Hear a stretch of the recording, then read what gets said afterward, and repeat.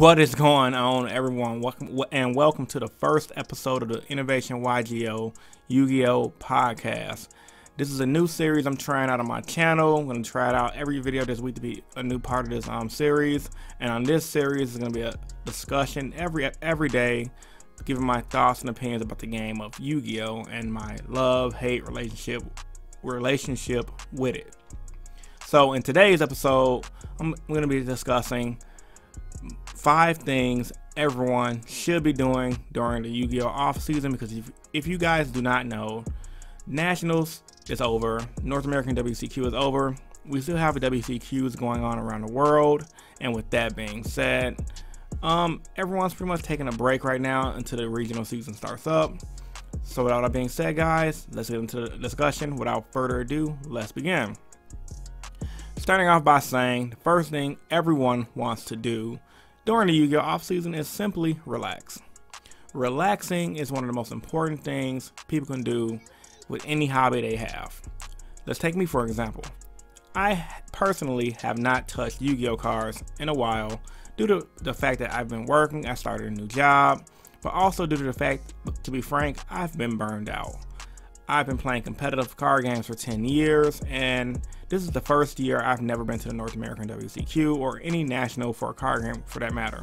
So I can definitely tell you, with me relaxing and getting my thoughts together, it is definitely helping me succeed and gaining slow interest back into the game. So with that being said, you know, real talk, going forward, I can play the game a lot better, I can be a lot more happier, and I can be more enthusiastic about the game, if that makes sense. So if you guys had a rough season this year with Yu-Gi-Oh, and you guys probably did well, and the North American WCQ didn't turn out the way you wanted it, simply relax during this off season and you guys will do great. Number 4, pick up staples. Now, picking up staples is something typically a lot of people do during the off season. Reason being, Yu-Gi-Oh staples for the most part are pretty expensive during the on season, like regional season. Once everyone knows what the best deck is, staples usually rise up 10 to 15, 20 bucks. A great example of this, of a card that's going to drop right now for sure. I haven't looked at prices in a while, so bear with me. Ash Blossom and Joyous Spring and Struggling Battle. Now, the reason why these are going to drop, because there are no big tournaments going on. Everyone typically post the North American WCQ sells their stuff off to make a quick buck. So since there's going to be a large amount of stuff in the market, stuff is going to be easier to get, and when things are easier to get, the prices go down. So this is the awesome time to pick up a lot of those expensive cards, because when a new regional season rolls around, guys, you guys are definitely going to want to pick up these things.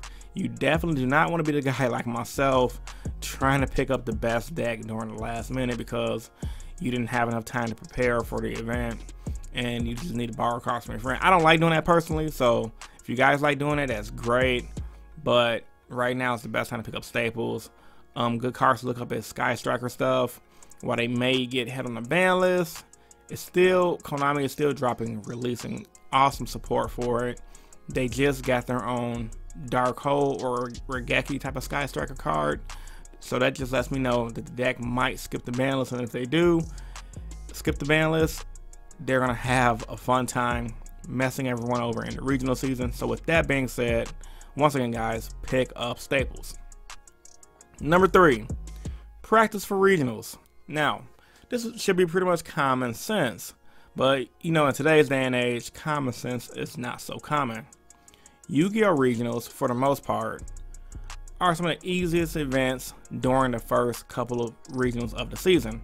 Reason being, nobody knows what they want to play, no one's been practicing, everyone's just been playing their fun decks or playing ghosts during the summer. You don't want to be that person. You guys want to pick up a deck that you like, you guys want to study the LCG and practice. Heck, even if it's a deck that you think ain't that good but have a lot of potential, like for example Masked Heroes and or Mermaids, decks that are very explosive and you can just outright win games, pick those decks up. You got the decks that you want to try out, master them, so when the regional seasons roll around, you have a unique deck, you've been practicing, and you can just flood through the event very easily. I myself used to do this a lot during my off season when I didn't work a lot. I was just in school and working part-time. I'll go to locals, post school, practice all day, had playtesting sessions with my friends, and it led me to topping regionals back to back when I was in my prime about 5 years ago. So with that being said, man, this is the best time for you guys to start practicing and studying decks. Or if you guys play rogue decks like me, you know, just try to re-innovate those decks, guys. You know, get at least 10 hours of practice a week. There's no excuse nowadays. We have things like YGO Pro, even on the cell phone aspect of it, to do well. So yeah, man, practice for the regionals, guys, and you guys will definitely do well. Number 2, prepare for the ban list. Now, this should be something, once again, that's kind of common sense, but I'm pretty sure a lot of people aren't going to think about the ban list too much during the off season, because to be frank, in the TCG, we get the ban list whenever Konami wants to give it to us, right? No pun intended. So with that being said, it's still smart to prep for the ban list, meaning when you're picking up your staples, pick up things that are 99.9% not gonna get hit. Now, of course, ban lists are random, and sometimes Konami give you hits that are like, huh, what, really? Pick up things that's not gonna get hit and prepare, and push off things that you know might get hit. For example, while I did say Sky Strikers might not get hit on the ban list because they're getting new support, that do not mean they won't get a slap on the wrist. Sometimes decks get slapped on the wrist. So the thing that makes the Sky Striker deck so powerful is Sky Striker Engage, because it allows the deck to plus over the opponent and just combo out. I can realistically see Konami saying, hey, this card might be a problem. Let's go around and hit this card down to 1. And now everyone has to innovate a different version of Sky Strikers playing one of those. So you may even want to have some playtesting games seeing how good that deck is if the deck gets hit with that card getting hit down to 1 and or ban. That's also good preparation. Another good preparation is if you're playing a deck like Trick Stars, who've been freaking running the regional season, ruining the regional season rather, you probably want to push that deck off. I'm not saying that Trick Stars deserve to get hit. I'm just saying what Konami usually does to decks that are very consistent. And that's a deck that's been out almost a year, if not a year already. And with the new end of the match procedure ruling and that deck providing burn damage, I can realistically see Konami saying, hey, this deck Trick Stars right here, the deck that can banish your opponent's hand, burn your opponent for damage, combos extremely well with our Sky Striker deck, which is we are trying to make our money deck. Yeah, let's hit this deck and move on to the next thing and continue raping everyone's pockets with the way that we always do. So yeah, man, in short, prepare for the ban list and you guys will have no problem moving forward to the next format. Now, the last thing I'm going to talk about, you guys, everyone should be doing during the Yu-Gi-Oh! Off season, is something a little unorthodox to some of you. Most of you probably be like, oh, okay, that makes sense. And that's hitting the gym. If you guys don't know a lot about me, you guys know this. I love fitness. I like to work out, whether if I look like a lifter or not. If you guys follow me on my Instagram, InnovationYGO2, you can see all of my lifts. I have a hype. I do a lot of squatting, deadlifting, and bench pressing. Well, not a lot of bench pressing. My bench freaking sucks. But with that being said, going to the gym allows me to relieve stress. Relieving stress allows me to play better Yu-Gi-Oh! When I play better Yu-Gi-Oh! I do better at events, and then thus makes me a better Yu-Gi-Oh! Player overall. Same concept. Taking care of yourself by hitting the gym not only boosts your confidence, guys, it allows you to be stronger, and when you guys are gonna be stronger, you're gonna be mentally more focused because you're gonna have the mindset of, if I can squat 400 pounds or 225 and bench 315 or whatever you're doing in the gym, whatever goal you've met, you're gonna be like, I can do anything. And going to this little Yu-Gi-Oh! Tournament and going through this little mental stress of going back and forth with my opponent ain't nothing.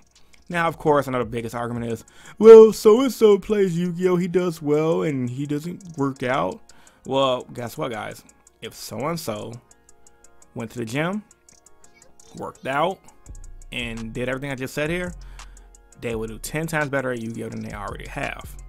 It is scientific fact that hitting the gym, you know, trying to stay in shape, getting a little healthier, drinking more water, gives your body and puts your body in a better place mentally and physically than you would without doing that thing. So with that being said, if you're already amazing at something prior to working out and eating right, you're gonna be 10 times better at it once you start working out and eating right.